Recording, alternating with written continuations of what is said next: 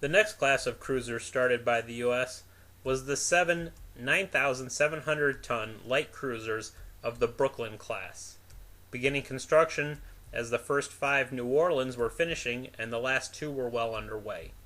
These ships were a direct response to the recent Japanese Mogami class.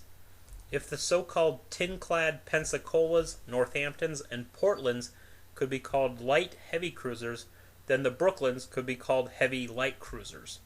In fact, they were used as heavy cruisers, that is to say, as mini battleships, rather than as destroyer leaders and scouts. Brooklyn was started March 12, 1935, and completed September 30, 1937. Philadelphia was started May 28, 1936, and completed September 23, 1937. Savannah was started May 31, 1934, and completed March 10, 1938. Nashville was started January 24, 1935, and completed June 6, 1938. Phoenix was started April 16, 1935, and completed October 3, 1938.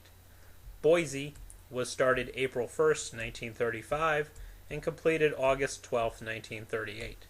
Honolulu was started September 10, 1935, and completed June 15, 1938.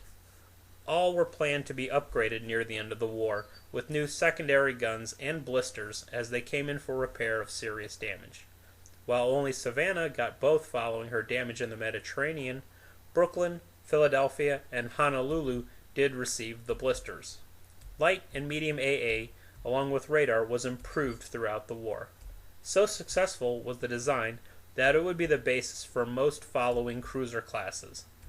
Decommissioned throughout 1946 and early 1947, most would go on to be sold to South American countries, where they would continue to see service as late as the 1980s. The 2 improved ships of the St. Louis class are described later.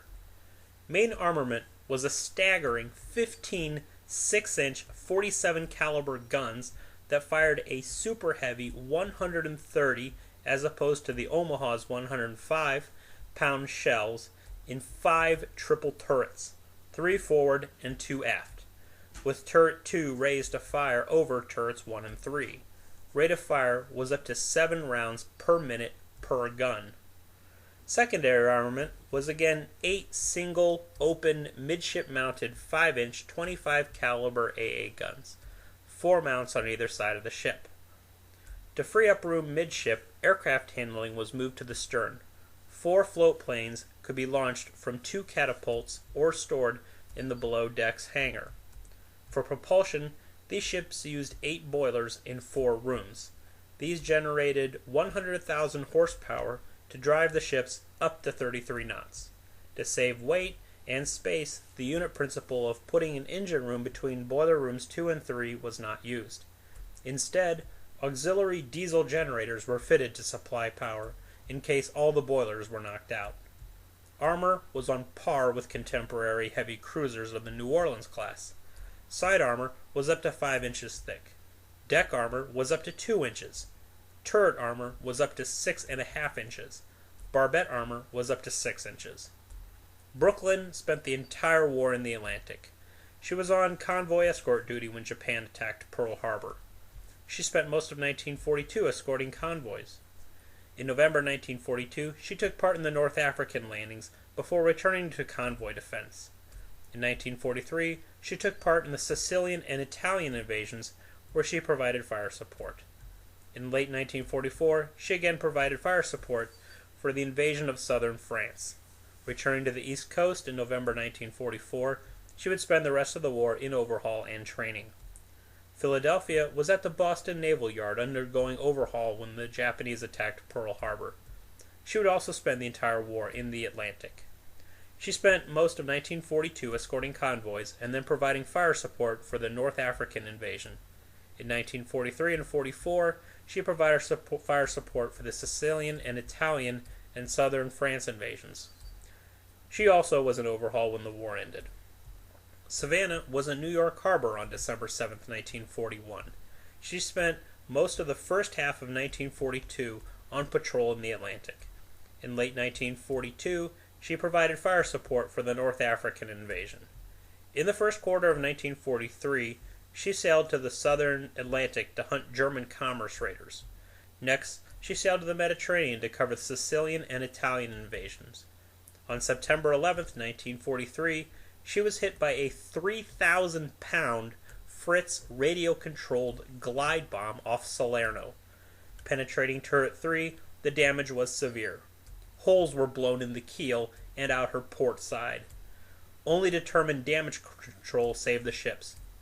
She arrived at the East Coast on December 23, 1943 for repairs and upgrades. Repairs were finally finished almost a year after being hit. In September 1944, having traded her older style open mount 5-inch 25 caliber guns for the new 5-inch 38 in 4 dual enclosed turrets similar to the St. Louis class. She spent the rest of the war escorting the President to the Yalta Conference, patrolling the Mediterranean, and as a training ship. Nashville was patrolling the Atlantic when Japan attacked Pearl Harbor. In early March 1942, she joined the new carrier Hornet and escorted her to the Pacific and through the Doolittle raid. In mid-May 1942, she headed north and spent most of the rest of the year in Alaskan waters to help stop Japanese operations there. In late December 1942 through May of 1943, she operated in the Solomons, escorting convoys and attacking Japanese bases as U.S. troops began moving up the island chain. On May 12, 1943, she suffered a magazine explosion, which sent her back to the West Coast for repairs that would last until August of 1943. Returning to the action, she would continue to provide fire support until December 13, 1944, when she was hit by a kamikaze off Negros Island. Repairs would last until mid-April 1945. Returning to the action, she would spend the rest of the war providing fire support and escorting carriers in the East Indies. Phoenix was at Pearl Harbor when the Japanese attacked. She spent the first half of 1942 escorting convoys between Pearl Harbor and the West Coast, Australia, and India. From mid-1942 till mid-1943, she escorted convoys and provided fire support to troops fighting in New Guinea. After a refit at the East Coast, she returned to the Southwest Pacific and continued to escort convoys and provide fire support as the troops moved north up New Guinea to the Philippines, most notably at the Battle of Surigao Strait. From mid-1945, she provided fire support to troops as they liberated the East Indies. She was on her way back to Pearl Harbor for overhaul when Japan surrendered. Boise was in the Philippines as part of the U.S. Asiatic Fleet when the Japanese attacked Pearl Harbor. Joining the multinational force to defend the East Indies, she grounded on a reef near Java on January 21, 1942. The damage sent her first to Sri Lanka and then the West Coast for repairs, which were completed in late June 1942. Next, she escorted a convoy to New Zealand and Fiji. At the overnight Battle of Cape Esperance, she was hit in the forward magazine by 2 8-inch shells, knocking out turrets 1, 2, and 3, killing everyone there. Only saved by determined damage control and inrushing water, the ship headed to the East Coast for repairs. With repairs at the East Coast completed by April 1943, she spent the rest of 1943 providing fire support for the invasion of Sicily and Italy before returning to the Pacific at the start of 1944. She spent all of 1944 and the first half of 1945 providing fire support to troops along New Guinea, the Philippines, and then the East Indies, most notably being part of the Battle of Surigao Strait. At the beginning of July 1945, she returned to the West Coast for overhaul and was there when Japan surrendered.